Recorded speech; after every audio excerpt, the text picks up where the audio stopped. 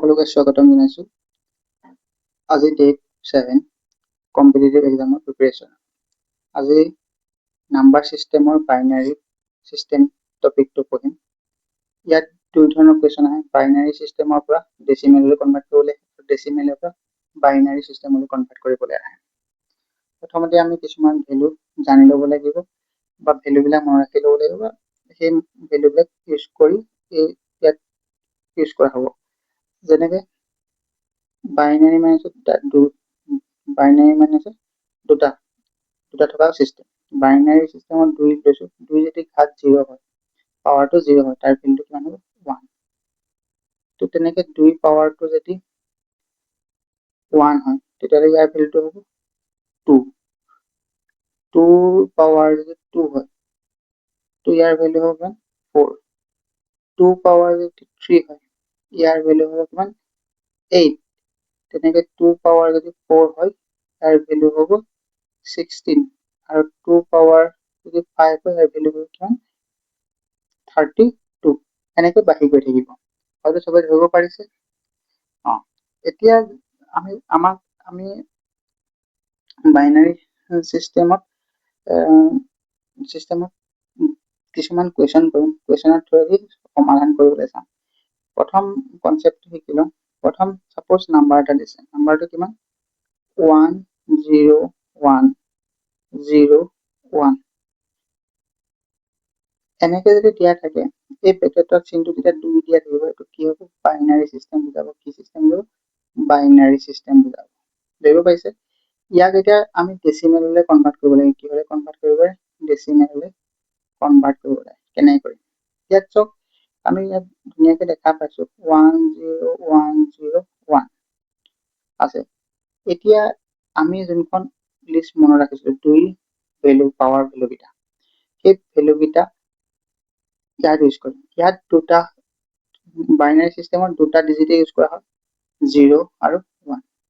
0 মানে হৈছে অফ বুজায়, অফ, আৰু 1 মানে হৈছে অন বুজায়। মানে ক'ব গৈছে যে ইয়াত যোনটো প্ৰথম সংখ্যাটো অন, সেকেন্ডটো অফ হৈ আছে, থাৰ্ডটো অন হৈ আছে, ফোৰ্থটো অফ হৈ আছে, আৰু ফিফথটো অন হৈ আছে। মানে মিন্স কি কৰিছে? এতিয়া চাও প্ৰথম পজিশনত যদি কিবা সংখ্যা থাকে, তাৰ মধ্যে 2 to the power 0, second position 2 to the power 1, 3 number position 2 to the power 2, আৰু থাৰ্ডত 2 to the power 3, আৰু ফোৰ্থত 2 to the power 4। ধৰিব পাৰিছে 1 2 3। এতিয়া যেহেতু য'ত অন আছে সেইটো মান পাতিব লাগিব। ইয়াত 1 হৈ আছে, ধৰিব পাৰিছে সকলোৱে? ইয়াত এইটো 1 আছে, 1 মানে অনৰ ভ্যালুটো পাতিব লাগিব। ইয়াৰ ভ্যালুটো হয় কিমান? ইয়াৰ ভ্যালুটো 2 হয়, কিন্তু 0 আছে, 0 মানে অফ মানে ইয়াৰ ভ্যালুটো পাতিব নালাগে। 3 নম্বৰ ভ্যালুটো 1 আছে, 1 মানে অনৰ ভ্যালুটো পাতিব লাগিব। অন আছে মানে এইটো ভ্যালু কাউন্ট কৰিব। তো 2 স্কয়াৰ মানে 4। 3 নম্বৰটো বন্ধ আৰু 4 নম্বৰটো খোলা। 4 নম্বৰটো খোলা মানে অন হৈ আছে। ইয়াৰ ভ্যালু কিমান হ'ব? 4 হলে 16 হ'ব। এতিয়া এই গোটেই নাম্বাৰটো ডেচিমেলত কিমান হ'ব? ডেচিমেলত ইয়াৰ নাম্বাৰটো হ'ব 16 প্লাস 4 প্লাস 1 21 হ'ব। ইয়াৰ ভ্যালুটো কিমান হ'ব? 21। ধৰিব পাৰিছে? এতিয়া আমি তিনিটা এক্সাম্পল কৰিম। তিনিটা এক্সাম্পল, প্ৰথম এক্সাম্পলটো চাই লওঁ। প্ৰথম এক্সাম্পলটো প্ৰথম ভ্যালু প্ৰথমত কি হ'ব? সদায় প্ৰথমত 1 হ'ব। প্ৰথমটো 2 not to the power 0 plus সেকেন্ডটো অফ, থাৰ্ডটো অফ, ফোৰ্থৰ ভ্যালু 2 to the power 4 হ'ব। ফোৰ্থ নম্বৰ ভ্যালুটো হ'ব 2 to the power 3, আৰু fourth number 1 2 3 4 5 number 2 to the power 4 হ'ব। ধৰিব পাৰিছে কেনেকৈ কৈছো? এক নম্বৰ পজিশনটো 2 to the power 0, দুই নম্বৰটো 2 to the power 1, 2 to the power 3 into 2 to the power 3 to the power 4। এতিয়া ইহঁতৰ ভ্যালু কেইটা পুট কৰি লওঁ। পুট কৰিলে 2 to the power 0 ভ্যালু 1 হয়, 2 to the power 3 ভ্যালু কিমান হ'ব? 2 to the power 3 ভ্যালু 8 হ'ব, আৰু 2 to the power 4 ভ্যালু কিমান হ'ব? 2 to the power 4 ভ্যালু হ'ব 16। তো ইহঁতক সাম কৰি কিমান পাম? 25। ইয়াৰ ভ্যালু কিমান হ'ব? 25। আৰু এটা কৰি চাওঁ, আৰু এটা কৰিলে বেছি ক্লিয়াৰ হৈ পৰিব। ইয়াত প্ৰথমৰ ভেলুটোত কিমান আছে, 2 টু দি পাৱাৰ 0। প্ৰথম ভেলুটোত কিবা এটা 2 টু দি পাৱাৰ 0 হ'ব, 2 টু দি পাৱাৰ 0 0 আছে, 0 মানে অফ আছে, ইয়াত ভেলু কাউণ্ট কৰোঁ। ছেকেণ্ড থাৰ্ডটো আছে, ছেকেণ্ডটো 2 to the power 1, থাৰ্ডটো 2 to the power 2, আৰু ফৰ্থটো ভেলু 0, 0 মানে অফ আছে, এই ভেলু কাউণ্ট কৰিব নহয়। ফৰ্থটো ল'ব লাগিব, ফৰ্থটো কিমান আছে, 2 টু দি পাৱাৰ 4 হ'ব। 0 1 2 3 4, 2 টু দি পাৱাৰ 4 হ'ব। ইয়াত কিমান হ'ব, 2 to the power 4 16, 2 to the power 2 4, আৰু 2 টু দি পাৱাৰ 1 2, টোটেল কিমান হ'ব, 22 ধৰিব পাৰিছে। আৰু এটা কৰি চাওঁ, তেতিয়া আৰু অলপ ক্লিয়াৰ হৈ যাব। প্ৰথমটো ভেলু কাউণ্ট কৰিব নালাগে, ছেকেণ্ডটো ভেলু কাউণ্ট কৰিবলৈ 2 টু দি পাৱাৰ 1, থাৰ্ডটো ভেলু ইয়াত আছে 0 আছে কাৰণে কাউণ্ট কৰিব, ফৰ্থটো ভেলু 2 টু দি পাৱাৰ 1 2 3 3 হ'ব। ফৰ্থটো ভেলু কাউণ্ট কৰিব, ফিফ্থটো ভেলু কাউণ্ট কৰিলে 2 to the power 0 1 2 3 4 5, 2 to the power 5 হ'ব। ইয়াত value 2 to the power 5 plus 2 to the power 3 plus 2 to the power 1, টো কিমান হ'ব, 5 কৰিলে 32, 3 কিউবৰ 3 কিউবৰ ভেলু 8, আৰু 2 কিমান হ'ব, 42 ভেলু। হয়তো সকলোৱে ধৰিব পাৰিছে। এতিয়া ধৰিব পাৰিছে, এইবোৰ বাৰে বাৰে কৰি থাকিব। আৰু এনেকুৱা ধৰণৰ কুৱেশ্যন এইবাৰ এডিআৰইত গ্ৰেড 3 কাৰণে আহিছে, দেখা পোৱা গৈছে।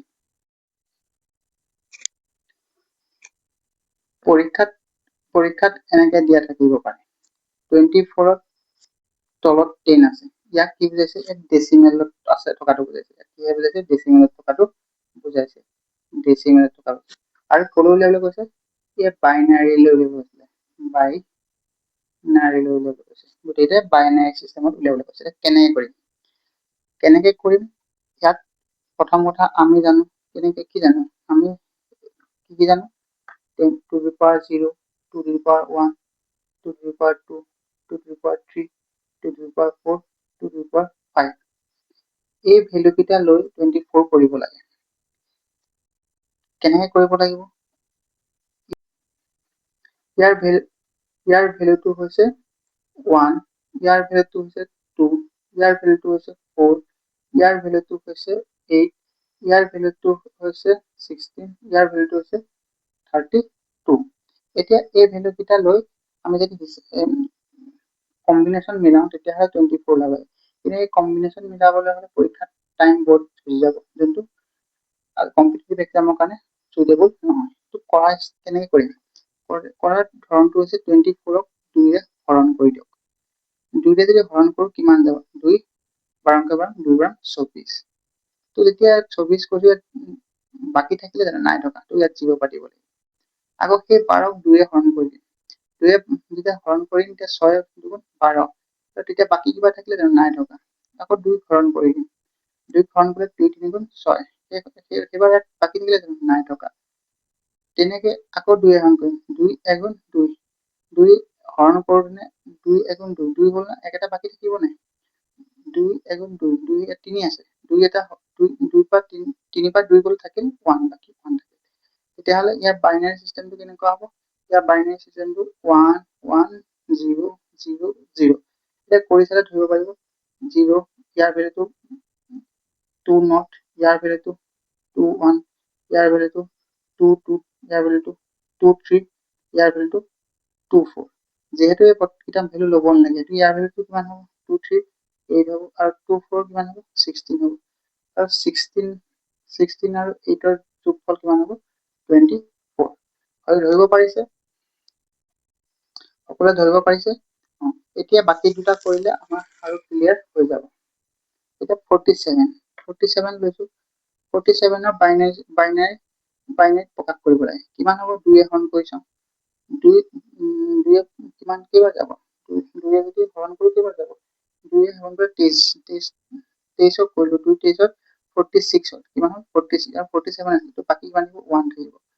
ইয়াত কিমান হ'ব, আকৌ 2 হৰণ কৰিলো, 2 কিমান যাব, 2 11 বাৰ, 11 2 22, 11 কৰিলো কিমান থাকিব, 22 হ'ল, 22ত 23ৰ পৰা 22 থাকিল 1, আকৌ হৰণ কৰিম 2 5 বাৰ যাব, 2 5 10, 10 হ'ল, 1 বাকী থাকিল, আকৌ 1 বাকী থাকিলে, আকৌ হৰণ কৰিম 2 2 4, আকৌ 4 পৰা 5 গ'ল, থাকিল 1।